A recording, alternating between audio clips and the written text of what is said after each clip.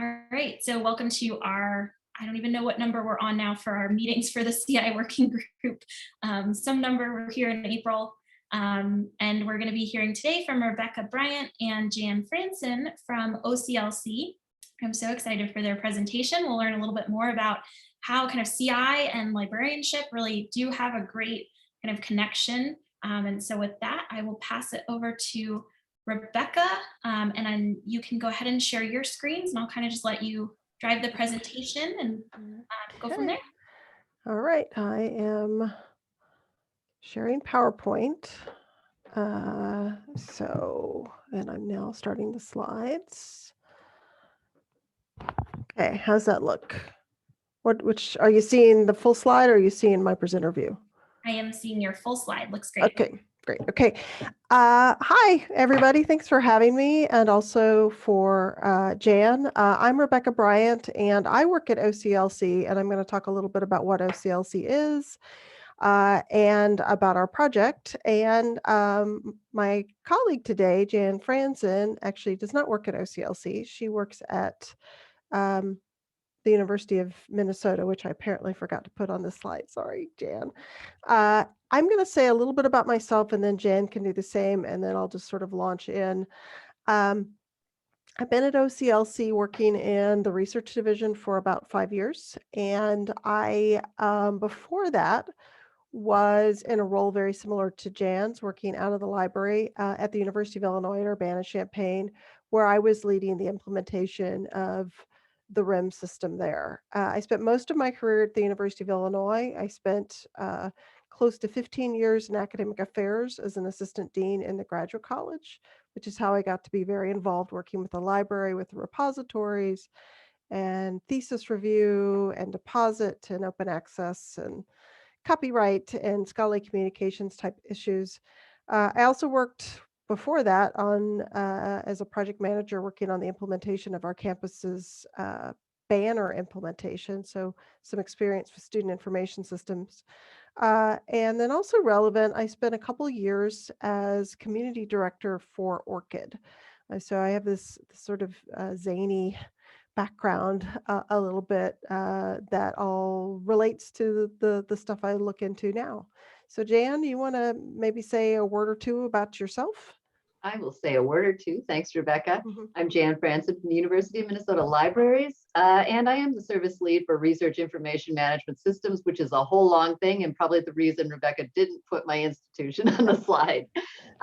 So I lead the implementation of our RIM system, which is Pure. We've been running for a number of years now. I think we started initially in 2012. I just had a great meeting with some people about a center that is getting set up in Experts at Minnesota, our implementation, and kind of the cool and interesting things to do with that. I'm looking forward to hearing what Rebecca has to say, but I'm going to be quiet until we get to discussion, Q&A, and I'll also be taking notes as I do. Going back to you, Rebecca.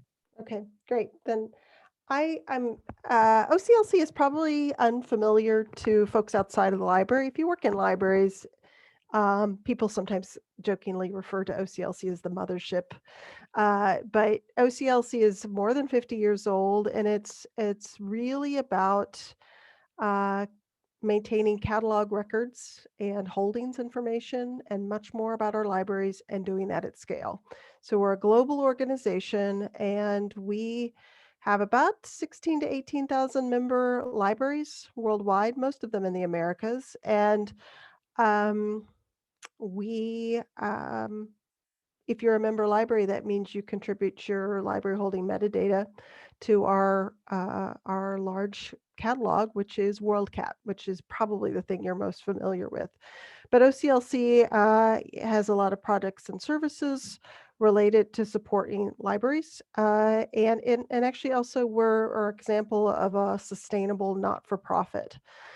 And as part of that not-for-profit mission, OCLC has for over 40 years had a division called OCLC Research. That's where I am, and we are, our job is to sort of provide research, uh, prototyping, investigations, research reports, thought leadership, that supports libraries, and particularly in my case, research university libraries, to help them scale and collaborate and learn and plan for the future.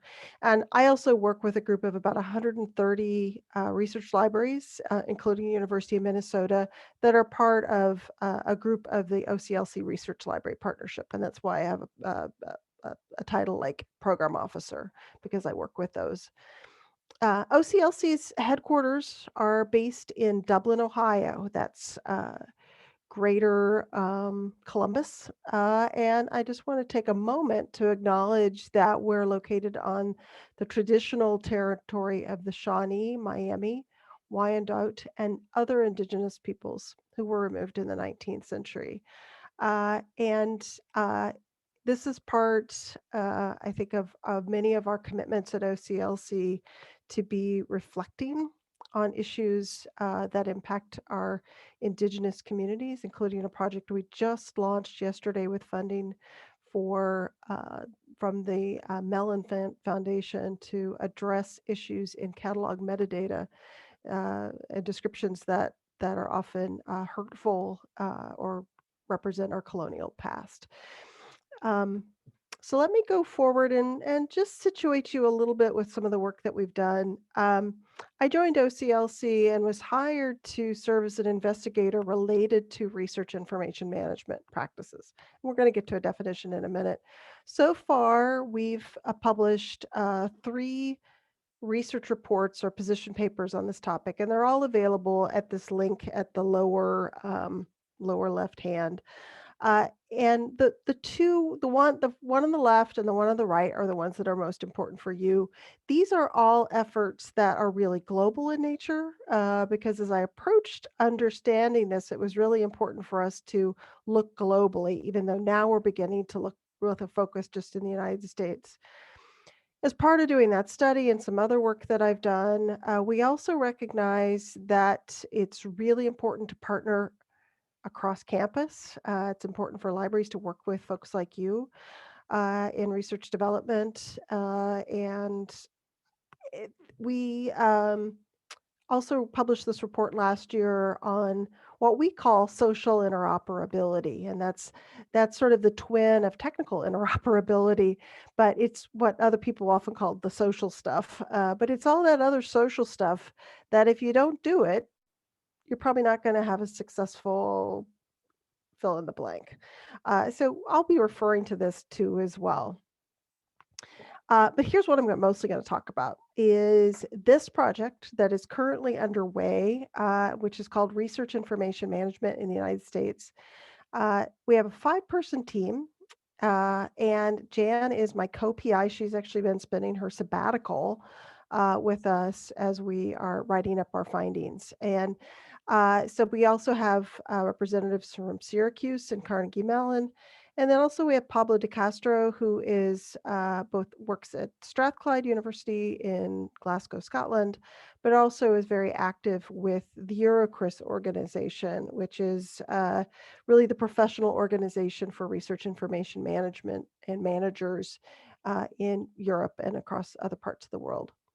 So quick thing about this project is that we are conducting case studies of 5 U.S. research institutions that represent a diversity of use cases, products, scale, stakeholder, everything. And we have completed semi-structured interviews with 38 individuals at 5 institutions. We will be publishing this research as an OCLC research report, tentatively thinking September, depending upon our publications team. And we'll have a number of other outputs related to this. Our goal is really to take a look at how are things unfolding in the United States, to explore the important factors that are driving RIM adoption, and ultimately to provide support for understanding what the landscape looks like at these case study institutions, document what we find that is similar across them, help lead us to a better definition of RIM, and you'll see why I think that's important in a second, and really provide guidance and leadership to both libraries and other stakeholders on campus, because this is an area of significant investment. Here's our 5 case study institutions: Penn State, Texas A&M, Virginia Tech, UCLA, and the University of Miami. So all large research institutions. Uh, this slide's overwhelming. What I want to draw your attention to is really just the stuff here in the purplish bubble, is that all of our case study institutions have lots of different use cases and lots of different products. They all do have some type of public profile system, or they're in the process of implementing it. So that is something that is there for all of them. But we're also seeing implementations that exist at the campus level. They may exist at the system level, like for Penn State, or for University of University of California. And also you may see something like Florida ExpertNet, which is completely separate, but is a state implementation. And we see similar things, in Ohio, New Jersey, and in some other locales. So let me quickly circle back and just say, here's our definition. This came from our first position paper on this, is that we define RIM generally as the aggregation, curation, and utilization of data about research activities for an institution. So if you're doing this in some way, we're going to kind of throw you into the RIM bucket. You may call it lots of different things, but if you are collecting a bibliography in some way of some portion of your institution, connecting your researchers with their research outputs for some use case, we're generally going to call that a RIM system. Now, the 2 things here at the top are the core of this, the researchers and their publications. But there's lots of other information that may be included within a database that's a research information database, or may be combined with that information for additional insights or uses. So grants, activities, awards, media reports, academic history, student advising, all of those sorts of things may be included. And also from that 2017 report, we came up with this model of the basic use cases we found that research information management. And I would say that these use cases still are still sort of holding. It's been 4 years, and this still looks like it works here. Awards grants management is not something we've seen much in the US, but it's actually a pretty big deal in Australia, and that's why we keep that here. But you can just sort of like pull that out, because it's just not something that we've typically seen in this environment. Lots of different use cases, and as you saw from my slide before, most institutions we see in the US have more than one use, and usually more than one system. And so here's where I'm calling this thing research information management, or RIM, but not everybody else is talking about that. So if you're talking about an expert finder system, or a research networking system, or a researcher profiling system, choose your 3-letter acronym, we're still talking about the same thing. I include also things like faculty activity reporting, that because it meets our definition of aggregating, curating, and using metadata about research activities. In Europe, they're calling these CRIS systems, and they have been for close to more than 20 years. And then we see a couple other versions of that. In short, I think of this as a type of alphabet soup. It's all of this stuff, but I really think of, like, we're talking about research information management, but we mean all of those different things. And we also potentially mean all of these different products. So you see over here on, your right, your sort of typical products like Pure being used by Jan at Minnesota, and Elements, the 2 big players in the space, especially, well, in the US and internationally. And then you have some open source tools that are also widely used. And then you have these products, Interfolio and the digital measures, which are used for faculty activity reporting. You see some homegrown systems. You see this sort of open source DSpace CRIS, which we don't see much of in the US, but is used in other locales, especially in Europe. And then we see a new entry into this space, which is coming not from the publishing community, not from the academic affairs community, but is actually coming from the library community. So I'm going to quickly go through these use cases and just give you a little bit of taste of each of these. The first one is really this public researcher profile use case. And the goal usually is to support expertise discovery. Chances are you're all very familiar with this in one way or the other. Many of your campuses may have a profile system using one of these types of products here. But the goal is to make science faster, get people together, catalyze business and university relationships, maybe economic development and reputation management. So again, you've got this alphabet soup of things that we call them, but they're all some version of, and I'm even calling it something else, public researcher profiles. We've got some version of a profile that's public. So here's their example from Texas A&M, and at the bottom right of these slides, I have the product that they're using. So they use the open source Vivo product. Here you have a version of an institution, Penn State, that is using Elsevier's Pure product. So in similar look and feel to what you would see at an institution like Minnesota or Illinois. And we would probably still say that expertise discovery is the driving use case in the US. Getting these systems to work is really hard because a major pain point is getting the HR data in the institutional hierarchies right. Because they are fine for managing HR data, but they may not be fit for purpose for your RIM system. And so it's a constant thing that we hear. And also, we just kind of laugh that everyone sort of says, well, we were assuming the faculty would maintain their own records, and that's a myth. It's always false. So don't assume it. Here, though, is a case where faculty might be more engaged in updating their own records. And this is in annual academic progress reviews, or faculty activity reporting, is what I'm actually more likely to call this now. And it's really, that's this workflow for annual review, maybe also for promotion and tenure. They may, and again, lots of alphabet soup of things that we call these things, but we're generally talking about some sort of workflow that supports collection of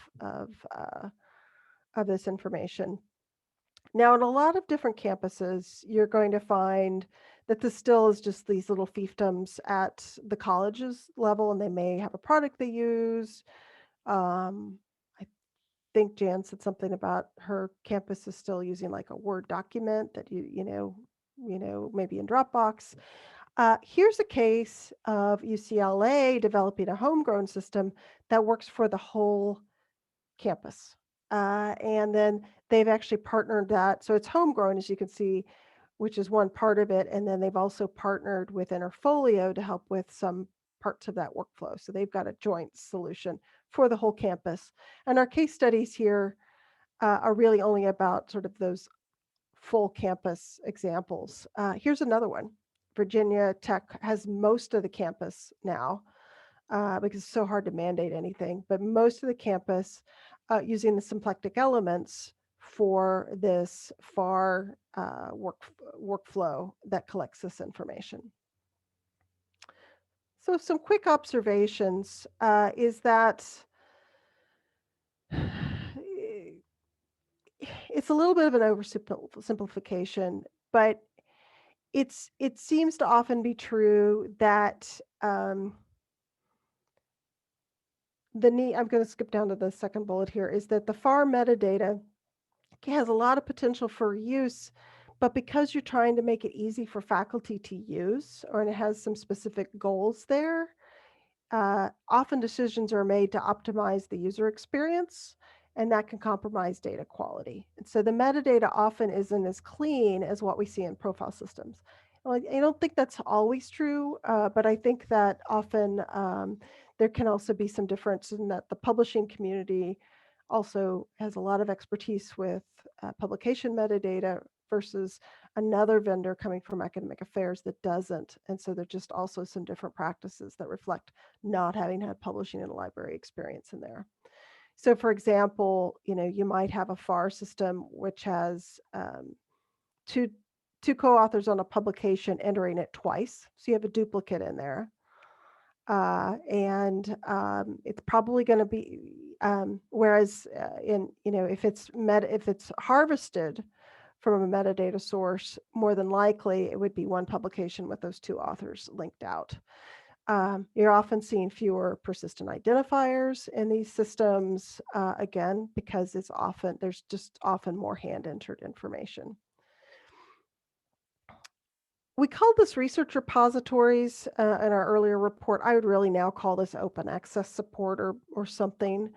And so an example of this is the University of California, the entire system of 10 campuses, also using symplectic elements, but for a completely different use case. And this is to provide a system to help faculty, to minimize faculty burden for compliance with system-wide open access policy.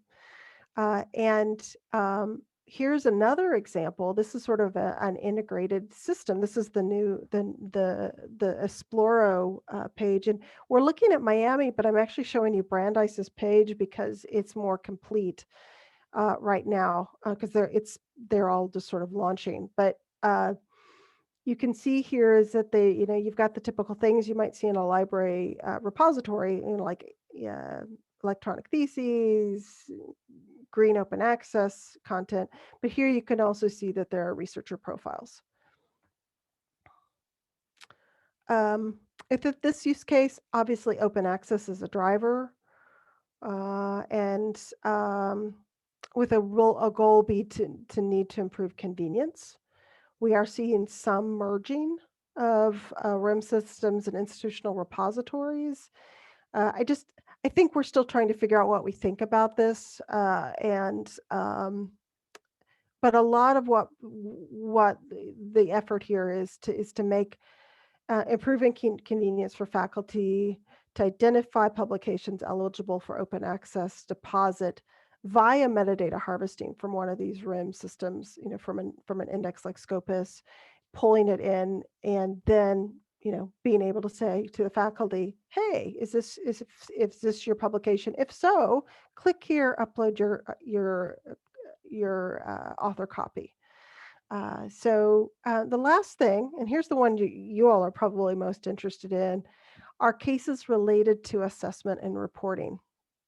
Now I have two things here. I have external research assessment and I have internal reports.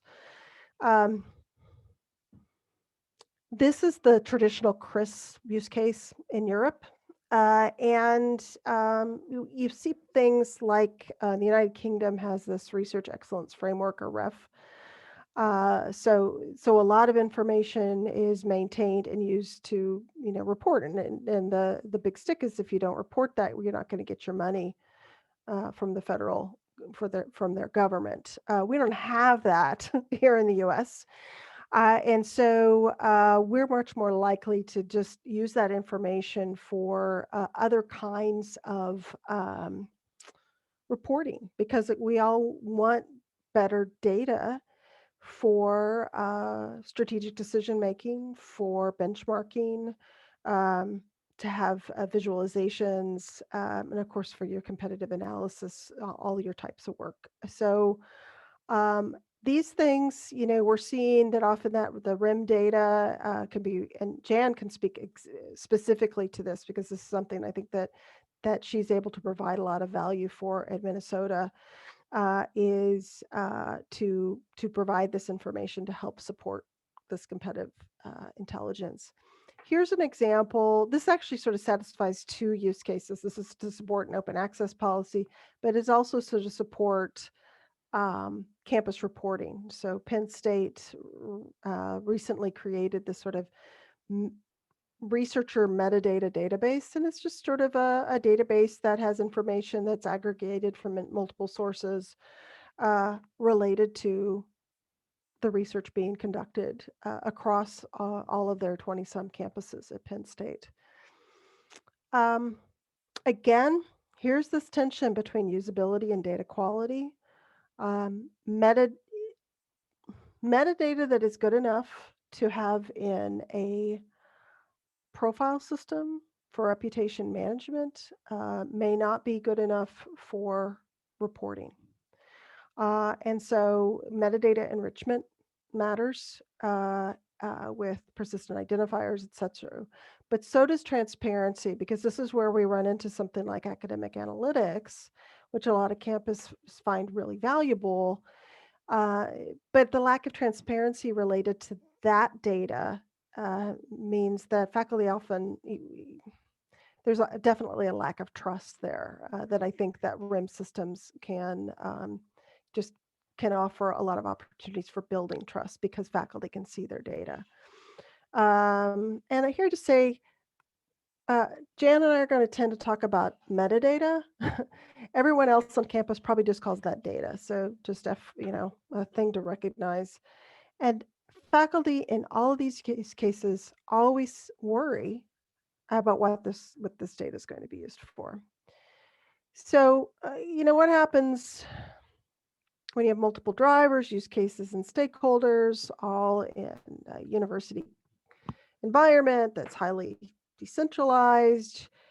You get silos. So here's an example of a quote from a previous study. This is a Big Ten institution that said, oh yeah, we have 6 or 7 research profiling systems on our campus. Pretty typical.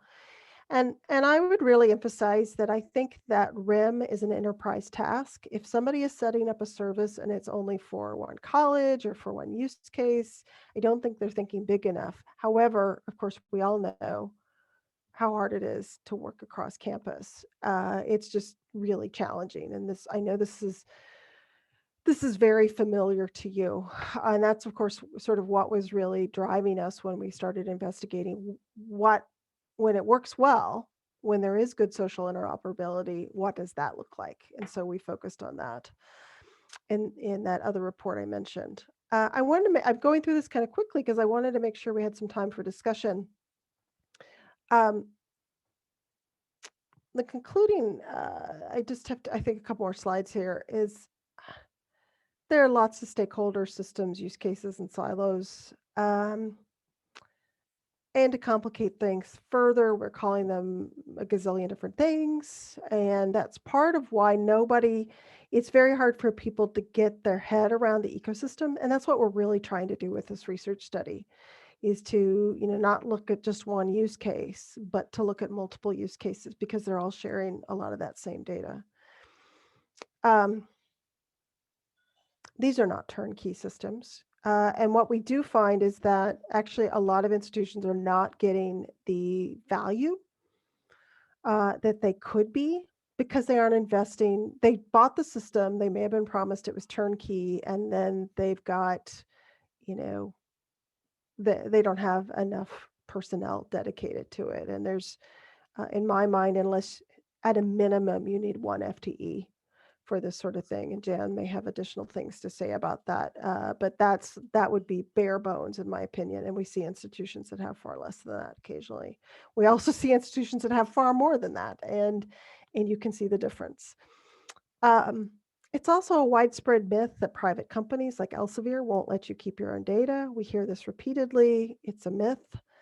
And it's all about your license agreement and what you negotiate. And we are far away from being in a situation where you enter once and reuse often. And so that's where I really want to advise institutions to look comprehensively at this information because they are collecting a lot of the same data multiple times. As for what's ahead, I think that,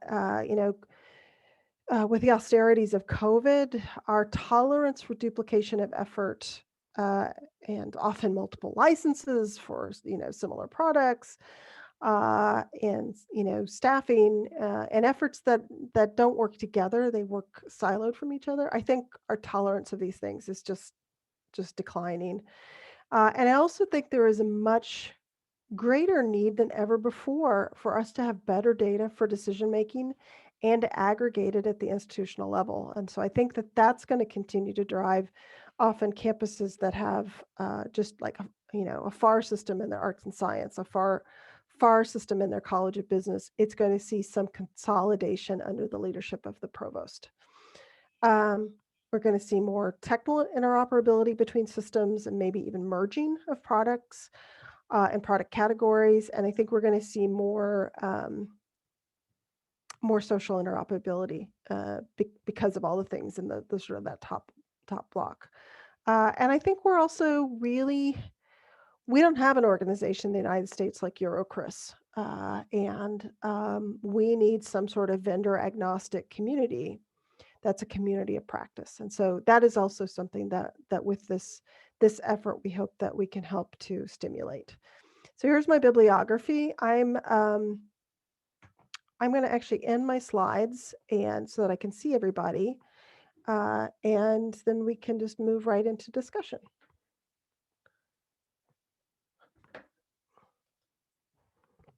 Stop share. Okay.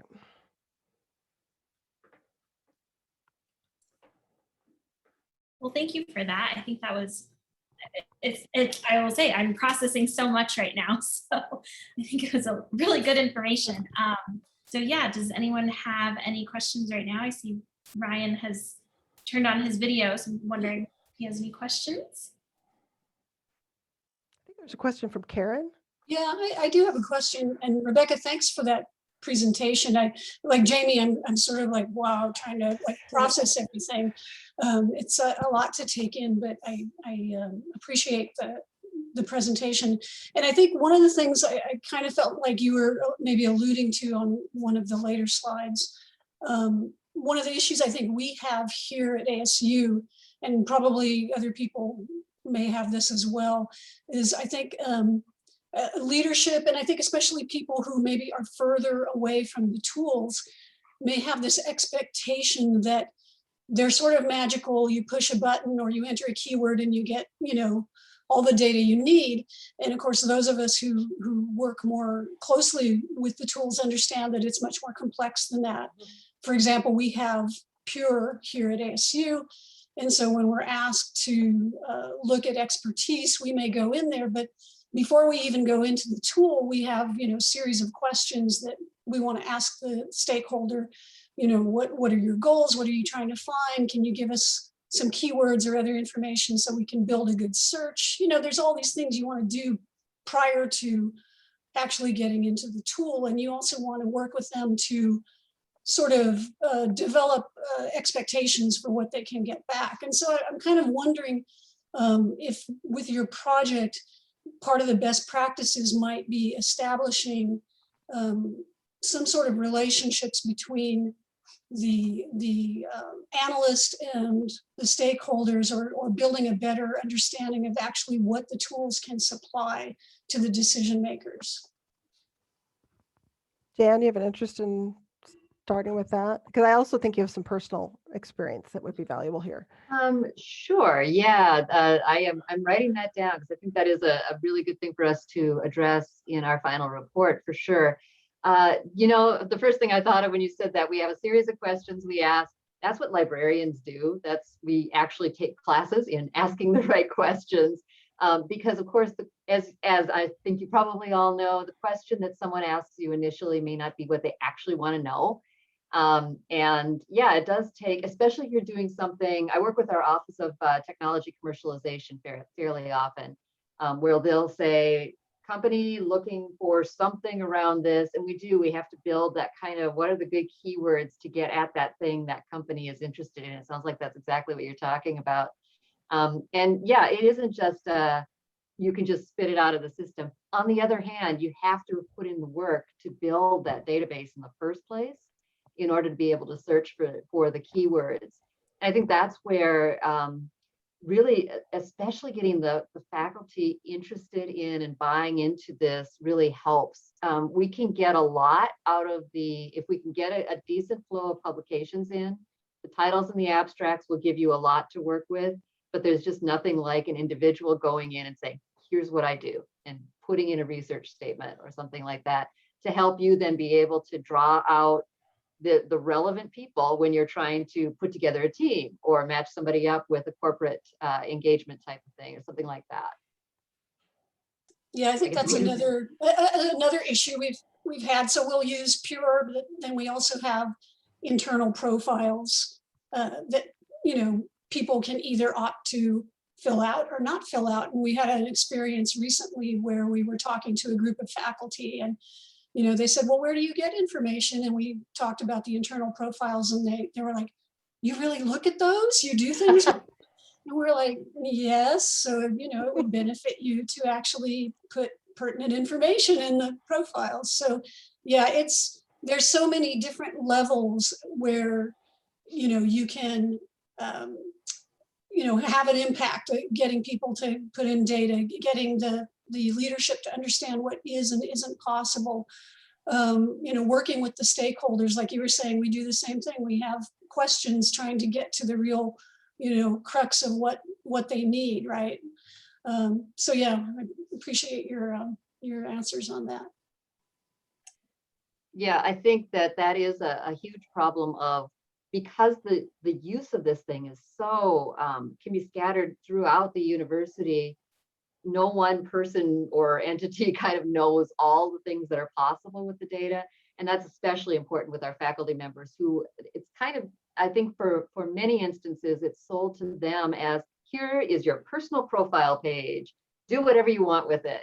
And if they're not interested in building a web presence for their page, or they already have one in another page, they have no motivation to do that. And that means that they're not going to come up in the searches for things that actually would be great opportunities for them. But it's hard to, as you said, get them to believe that we actually do make use of that information.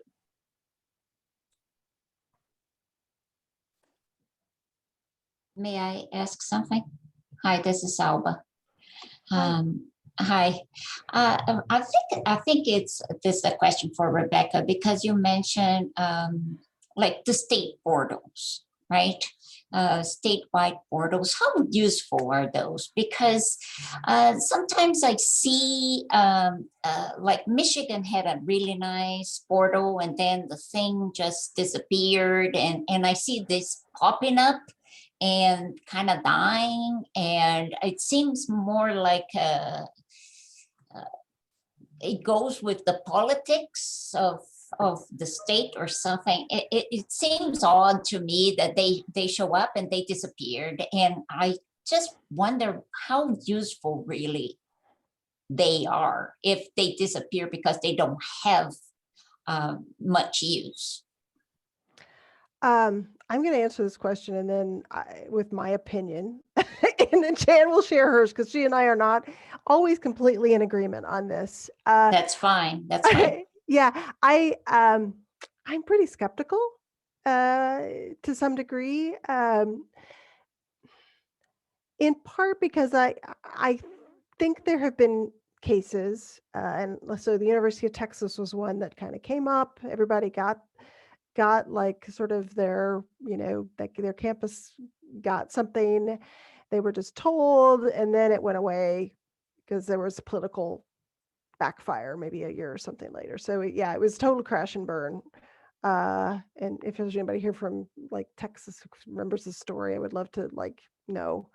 But yeah, it went away. And but I think a big problem is, one, you don't, you know, folks aren't like, you know, building relationships to help make them successful. But also, I really worry that there isn't money.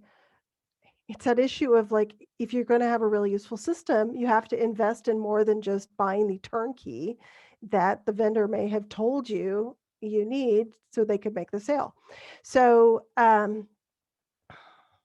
will also say, and then I'll have Jan, you know, Jan's comments, these are often intended to be an effort for economic development. And I think there is potential for doing that if there is awareness. And I think that that's the big key is, are you dedicating resources enough to get awareness with the people who will use it?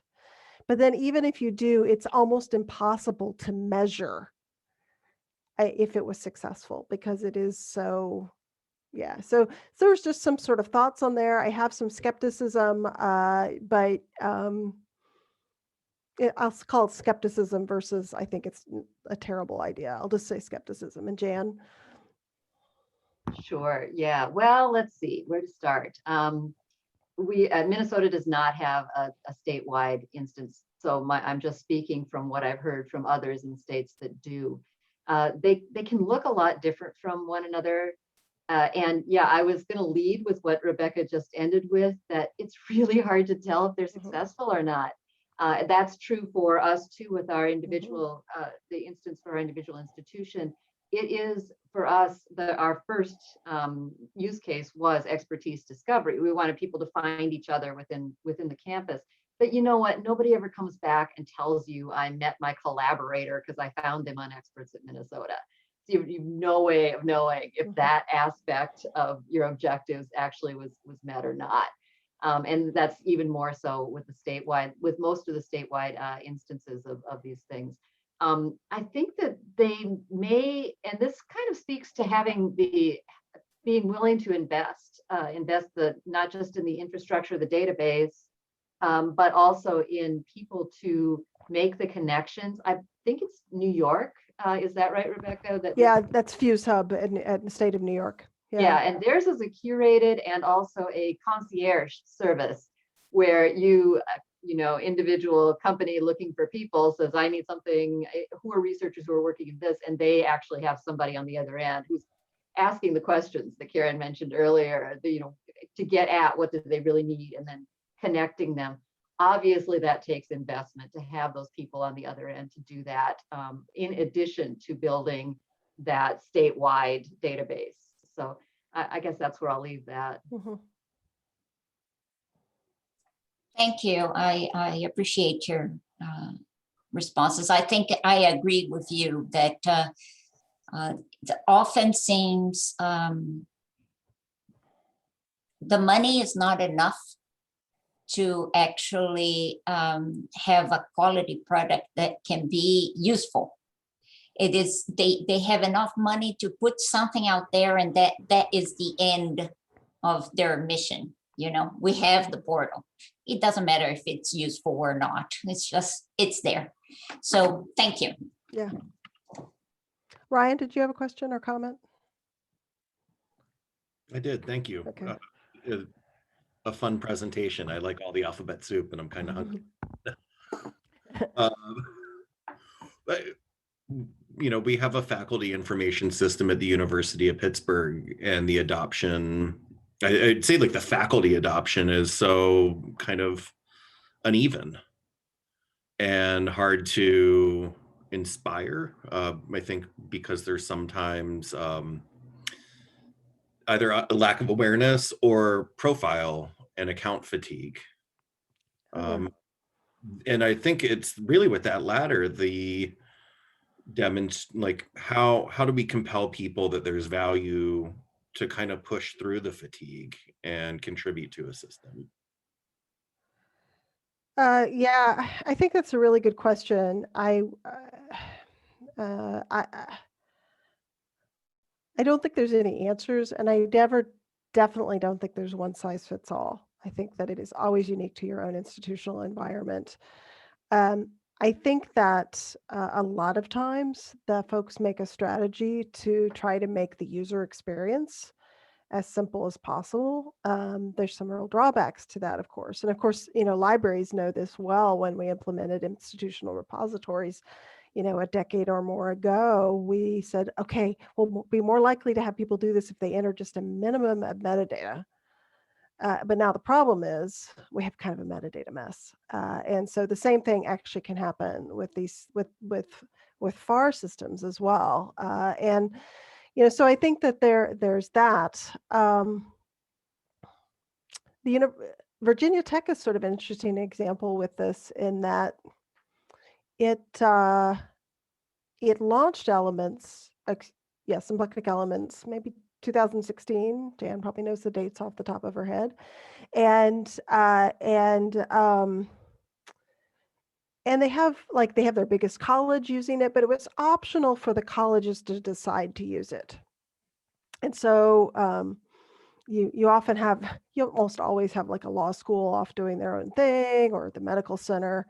But I know it's taken them a while, but they still don't have every college in there. And I think their provost is now growing impatient, perhaps, and is making a stronger plea to each of the deans to say, look, we really need your faculty to be using this.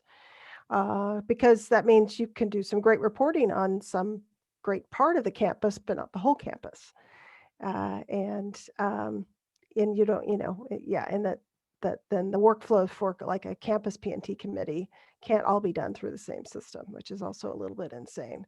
So I think it's a combination of bottom up and top down, probably both happening at the same time. Mandates tend not to work.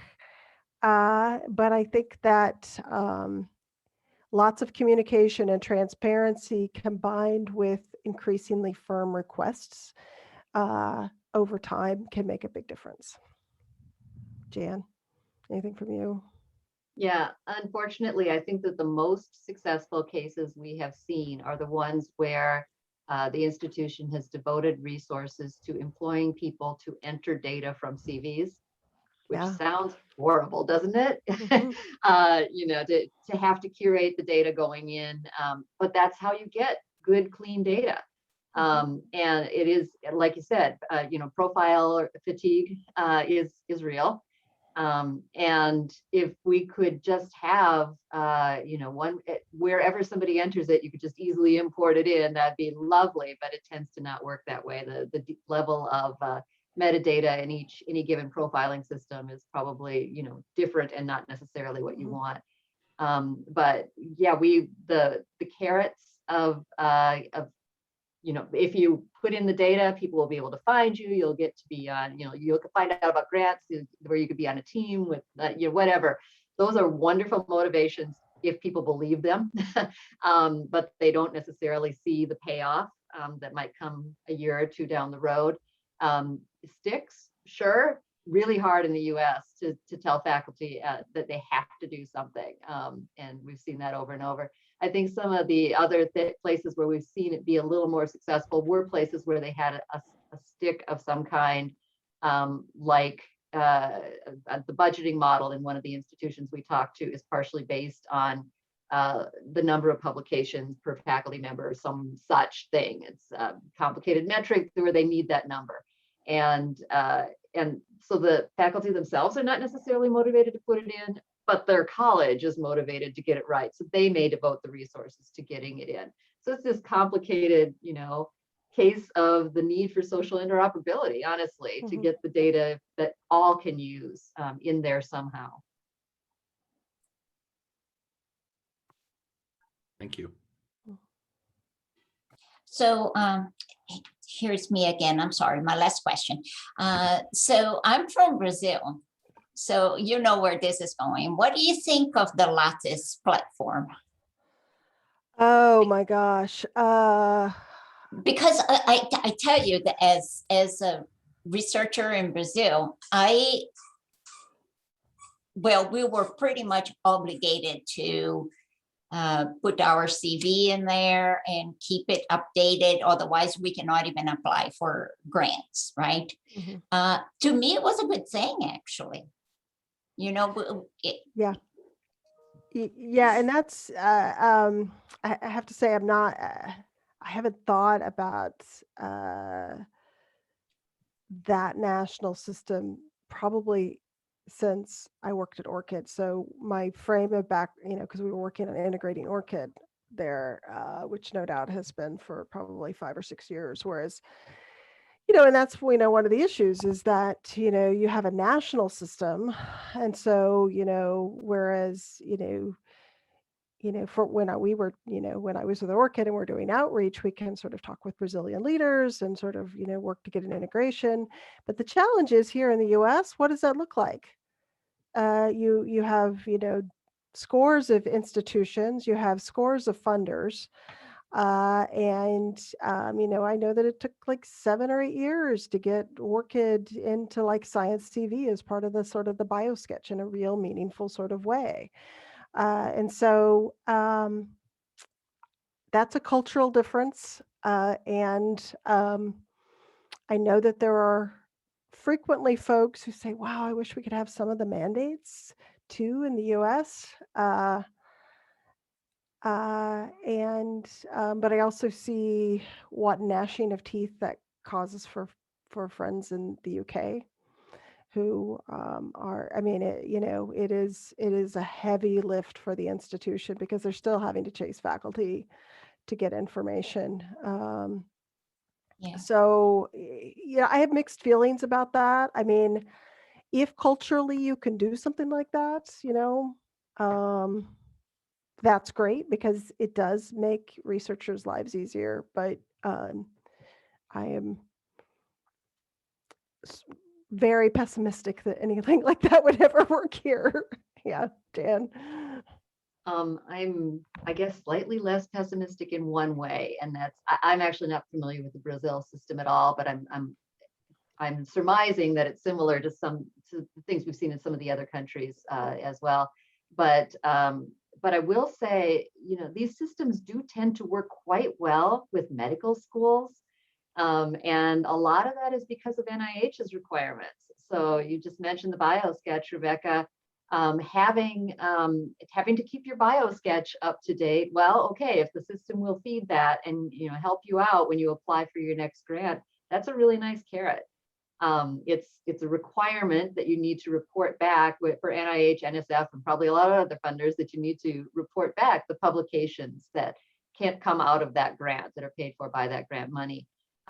There's a good reason why you need to keep a list of publications. And if you have a nice clean list of authors to go with that and collaborators from other institutions and whatever, you've got much better metadata in the end. So although we don't have a nice huge one that we can point to, some of these small, can I call NIH smaller or NSF?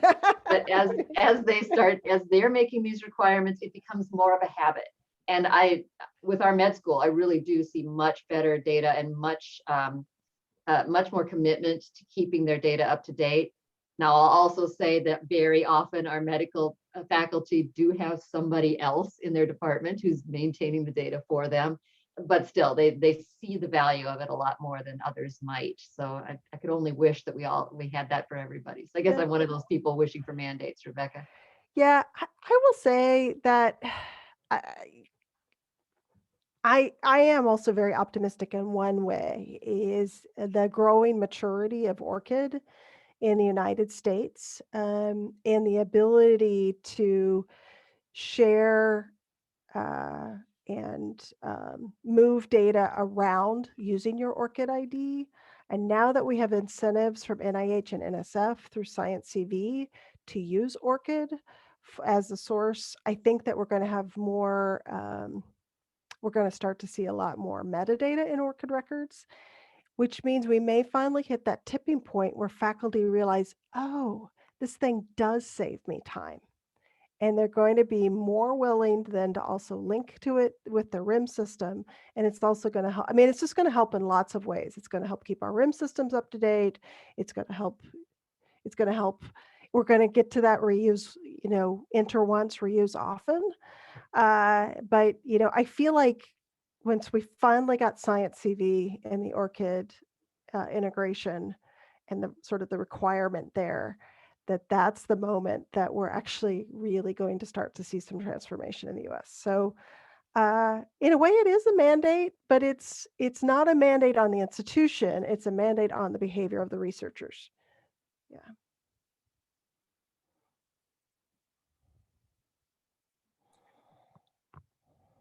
Thank you. Well, time has really flown by, but if there are any other final questions, we have a couple minutes left.